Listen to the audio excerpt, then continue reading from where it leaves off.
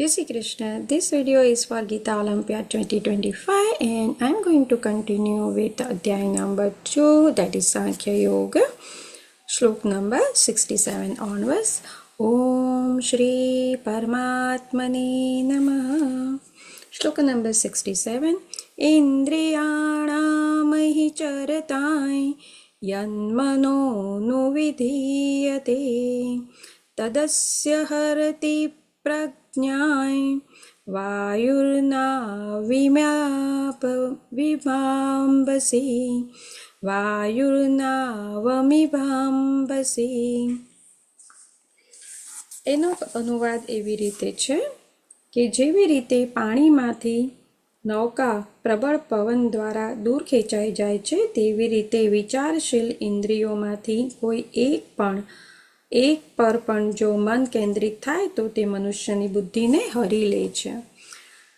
આનો ભાવાર્થ એવી રીતે છે કે મનુષ્યની સેવામાં ભગવાનની સેવામાં બધી જ ઇન્દ્રિયો કાર્યરત ન રહે તો ઇન્દ્રિય તૃપ્તિ કરવાના નિમગ્ન રહેલી ઇન્દ્રિયો પૈકીની એક ઇન્દ્રિય પણ ભગવાનને અથવા ભક્તને આધ્યાત્મિક પ્રગતિના પંથમાંથી વિચલિત કરી શકે છે.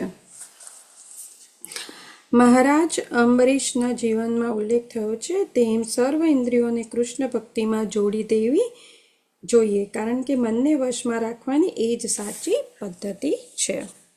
શ્લોક નંબર 68. તસ્માદસ્ય મહાબાહો નિગૃહીતાનિ સર્વશઃ ઇન્દ્રિયાણિન્દ્રિયાર્થેભ્યઃ તસ્ય પ્રજ્ઞા પ્રતિષ્ઠિતા. એનો અનુવાદ એવી રીતે છે કે તેથી હે મહાબાહુ, જે મનુષ્યની ઇન્દ્રિયો તેમના વિષયોમાંથી સંયમિત થયેલી હોય છે તેની બુદ્ધિની સંદેહ સ્થિર હોય છે. કૃષ્ણ ભાવનામૃત દ્વારા આ ભગવાનની દિવ્ય પ્રેમ સબદ સેવામાં સર્વ ઇન્દ્રિયોને જોડી દેવાથી મનુષ્ય ઇન્દ્રિય તૃપ્તિના આવેગોનું દમન કરી શકે છે. જેવી રીતે શત્રુઓનું દમન શ્રેષ્ઠ સેના દ્વારા કરી શકાય છે તેવી રીતે ઇન્દ્રિયોનું દમન કોઈ માનવીય પ્રયાસ દ્વારા નહીં પરંતુ તેમને ભગવત સેવામાં સમર્પિત કરવાથી શક્ય બને છે. જે મનુષ્યને એટલું સમજાય છે કે કેવળ કૃષ્ણ ભાવનામૃત દ્વારા જ મનુષ્ય સ્થિર બુદ્ધિવાળો થઈ શકે છે અને તેણે સદગુરુના આશ્રયે આ કળાનો અભ્યાસ કરવો જોઈએ, તે સાધક અથવા મુક્તિ પામવા માટે સુપાત્ર અધિકારી છે. શ્લોક નંબર 69. યા નિશા સર્વભૂતાનાં તસ્યાં જાગર્તિ સંયમી યસ્યાં જાગૃતિ ભૂતાની સા નિશા પશ્યતો મુનિઃ.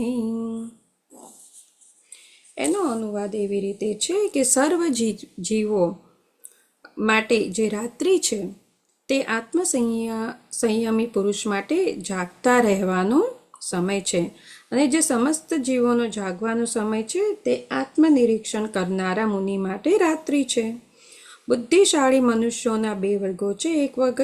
એક વર્ગ છે જે ઇન્દ્રિય તૃપ્તિ અર્થે કાર્ય કરવામાં કુશળ હોય છે અને બીજો વર્ગ છે જે આત્મનિરીક્ષક છે તથા આત્મ સાક્ષાત્કારના વિકાસ અર્થે જાગૃત રહે છે. ભોગપરાયણ મનુષ્ય માટે આત્મનિરીક્ષક મુનિ અથવા વિચારશીલ મનુષ્યના કાર્યો રાત્રિ સમાન હોય છે. ભોગવાદી મનુષ્યો આત્મ સાક્ષાત્કાર વિશે અજ્ઞાની હોવાથી આવી રાત્રિ દરમિયાન નિદ્રાધીન રહે છે. આત્મનિરીક્ષક મુનિ ભોગપરાયણ મુનિઓની રાત્રિમાં જાગૃત રહે છે. મુનિને આધ્યાત્મિક સંસ્કૃતિની ક્રમિક ઉન્નતિમાં દિવ્ય આનંદ મળે છે, પરંતુ ભોગવાદી મનુષ્ય આત્મ સાક્ષાત્કાર પ્રત્યે નિદ્રાધીન રહી અનેક પ્રકારના ઇન્દ્રિય સુખોના સ્વપ્ન જોયા કરે છે. ઓમ શ્રી કૃષ્ણાર્પણમસ્તુ.